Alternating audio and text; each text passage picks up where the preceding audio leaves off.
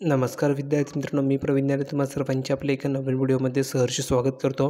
तर बघा विद्यार्थी मित्रांनो, तलाठी पद भरतीबाबत तुम्हाला अपडेट देखील द्यायची बाकी होती, म्हणून तुम्हाला ही अपडेट मित्रांनो मी उशिराने देत आहे।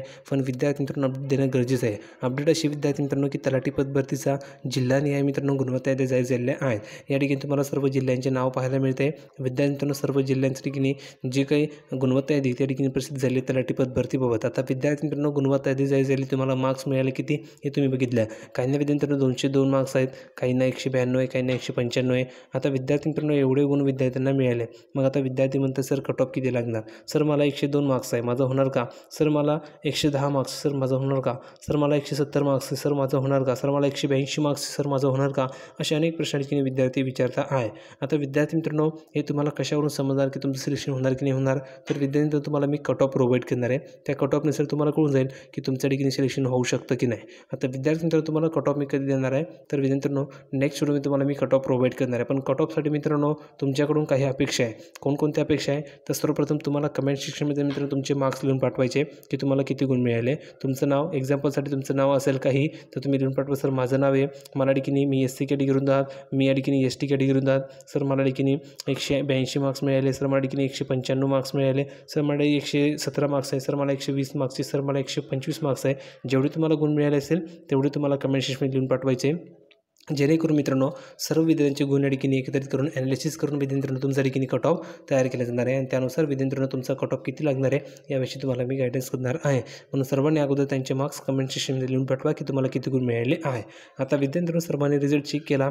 आता विद्यार्थ्यांना हा सुद्धा प्रश्न पडलेला आहे की सर मला काही विद्यार्थ्यांना 202 मार्क्स आहे, हे कसं असू शकतं, 200चे भाग मार्क्स कसं गेले, हाही विद्यार्थ्यांना प्रश्न पडला आहे। तर विद्यार्थ्यांना ते साहजिकच आहे, त्याचं तुम्हाला रिझन जे आहे ते तुम्हाला मी नेक्स्ट व्हिडिओमध्ये प्रोव्हाइड करणार आहे। विद्यार्थ्यांना रिझन एकदम सोपं आहे, तुम्हाला कळून जाईल असं रिझन आहे, त्यामुळे तुम्ही काळजी करू नका, ठीक आहे। आता मुद्दा या ठिकाणी उरला की कट ऑफ, तर कट ऑफविषयी मी तुम्हाला संपूर्ण माहिती प्रोव्हाइड केली।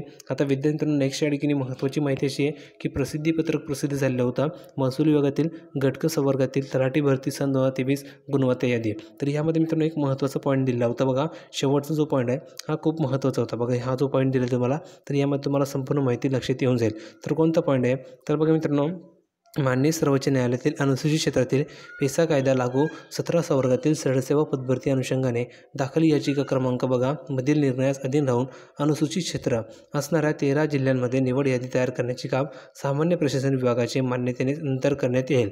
आणि विद्यार्थी मित्रांनो, उर्वरित 23 जिल्ह्यातील निवड यादी तयार करण्याचे काम नियमानुसार सुरू करण्यात येत आहे। म्हणजेच मित्रांनो काय, तर विद्यार्थी तुमची जी फायनल निवड यादी आहे ती निवड यादी तयार करण्याचं काम सुरू झालेलं आहे। आणि विद्यार्थी मित्रांनो, 13 जिल्ह्यांची जी निवड यादी आहे त्याचं काम या ठिकाणी नंतर होणार आहे। म्हणजेच मित्रांनो, ज्या पेसामध्ये येत असं मित्रांनो ते 13 जिल्ह्यांच्या ठिकाणी निवड यादीचं जे काम आहे ते थांबवून ठेवण्यात आलं आहे। ते कधी होणार आहे, ज्यावेळेस मित्रांनो सामान्य प्रशासन विभागाची मान्यता मिळेल त्यावेळेस विद्यार्थी तुमचं ते काम चालू होणार आहे 13 जिल्ह्यांची निवड यादी तयार करण्याचे। बाकी उरले मित्रांनो किती जिल्हे, 23 जिल्हे। तर 23 जिल्ह्यांचे मित्रांनो जी निवड यादी त्याच्या ठिकाणी तयार करण्याचं काम सुरू झालं आहे। म्हणजेच विद्यार्थ्यांनो तुमची जी निवड यादी 23 जिल्ह्यांची ती या ठिकाणी जाहीर होणार आहे। कधी जाहीर होणार आहे, तर विद्यार्थ्यांनो 26 जानेवारी, लक्षात घ्या 26 जानेवारीच्या हा तुमच्या ठिकाणी ही निवड यादी जाहीर होणार आहे। कारण 26 जानेवारीला तुम्हाला विद्यार्थी मित्रांनो निवडपत्र देण्याच्या ठिकाणी ठरवलेलं आहे। आणि विद्यार्थी मित्रांनो 26 जानेवारीला जर तुम्हाला निवडपत्र द्यायचं असेल तर त्याच्या अगोदर तुम्हाला ठिकाणी निवड यादी मित्रांनो द्यावी लागणार आहे। मग त्यासाठी मित्रांनो कामाला आत्तापासून लागावं लागणार आहे। म्हणून विद्यार्थी मित्रांनो आत्तापासून ठिकाणी काम चालू झालं आहे। ज्यावेळेस काम कंप्लीट होईल त्याच्या लगेच विद्यार्थी तुम्हाला निवड यादी पाहायला मिळणार आहे। किती जिल्ह्यांची मित्रांनो, 23 जिल्ह्यांची तुमची निवड यादी जाहीर होणार आहे। म्हणून विद्यार्थी मित्रांनो तुम्ही काळजी करू नका, लवकरच तुमची निवड यादी जाहीर होणार आहे। तर अतिशय विद्यार्थी मित्रांनो ही महत्त्वाची अपडेट आहे की फायनल निवड यादी कधी लागणार हा प्रश्न तुम्हाला पडला होता, त्याची तुम्हाला माहिती प्रोव्हाइड करून दिली आहे। तुमची फायनल निवड यादी विद्यार्थ्यांना 26 जानेवारीच्या आज जाहीर होणार आहे। म्हणजे 26 जानेवारीपर्यंत तुम्हाला ठिकाणी वाट बघायची आहे। अपेक्षा करतो तुम्हाला ही अपडेट आवडली असेल। तर व्हिडिओ लाईक करा, व्हिडिओला शेअर करा, चॅनलला सबस्क्राईब करायला विसरू नका। भेटूया पुढच्या व्हिडिओमध्ये नवीन अपडेट घेऊन, तोपर्यंत धन्यवाद।